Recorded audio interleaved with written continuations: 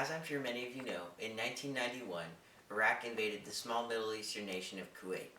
In response, the United Nations mobilized 625,000 troops, 425,000 of which were American.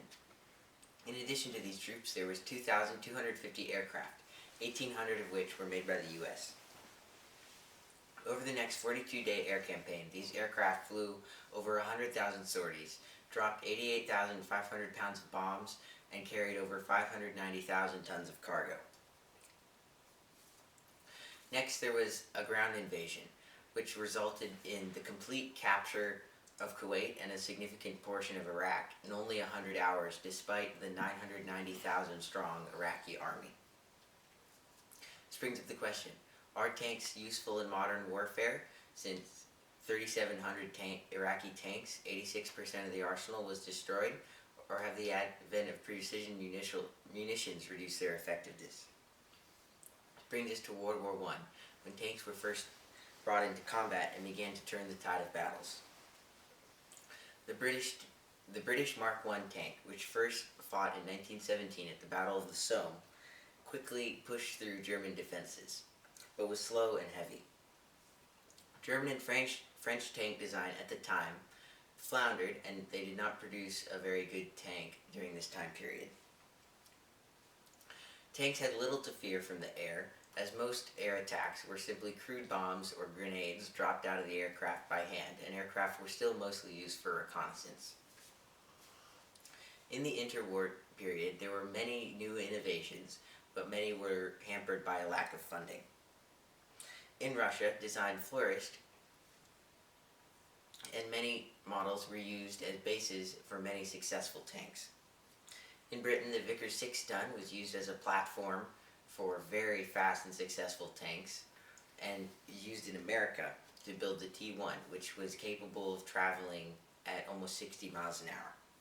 This was made possible by the American Christie suspension system, which allowed for new terrain and worked much better on smooth terrain as well.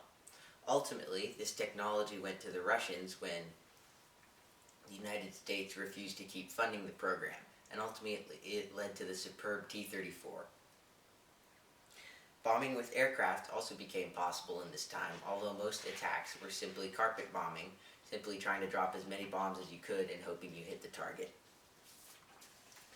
In World War II, Germany developed the superb Tiger and King Tiger tanks, which, using guns first used for anti-aircraft, could knock out tanks miles away. In Britain, there were few heavy tanks, but the Churchill was one, and they were used early in the war, but were easily outgunned by panzers later in the war. In the USA, there was no heavy tanks, but the M4 Sherman was very useful when used in teams against the King Tiger, but would always lose in a 1v1. In Russia, the T-34 that could travel at almost 30 miles an hour over rough terrain and carried a gun that could knock out a Tiger at 3 kilometers away. Dive bombers like the Stuka and Douglas SPD Dauntless could easily knock out tanks at the time, but were difficult and dangerous to operate. Tanks began to turn the tide of campaigns, as proved by the Battle of the Bulge and Operation Overlord. In the Cold War, tank design separated into East and West, communist versus capitalist. GPS and laser-guided bombs were designed to knock out tanks quickly in a single strike. Jet engines developed by Germany and quickly by the rest of the world allowed small, fast aircraft that could drop a tank-killing bomb safely and reliably. American tanks such as the M60 and M1 soon became popular in Western countries, while Russian tanks such as the T-55, T-62, and T-72 were sold into many Arab Third World countries. Denser armor and turbine engines also allowed for heavier, faster, more maneuverable tanks. In modern times, there have been few new tank designs, but aircraft technology has advanced tremendously. Aircraft such as the F-15 and F-16, tailored to conduct air-to-ground strikes while also maintaining air superiority, pose serious threats to tanks.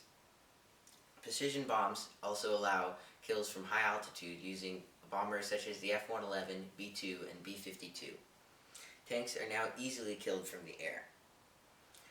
Although the Abrams shattered Iraqi lines during Operation Desert Storm, there was little Iraqi Air Force to protect them. Tanks now turn the tide of wars. In conclusion, tanks as conquerors can strike fear into the hearts of the enemy, and a well-designed, fast, and maneuverable tank can push through almost any kind of defense. Tanks as occupiers are impressive forces, and are very strong against any pure infantry that can be mounted after a country is already conquered. Tanks are still extremely vulnerable to airstrikes. Modern aircraft can easily destroy tanks without air defenses, and tanks are obsolete in the face of modern munitions. On the other hand, aircraft cannot clean out lightly populated areas, they cannot occupy an area, and they cannot take prisoners. Tanks can. That is why they are still useful in modern warfare.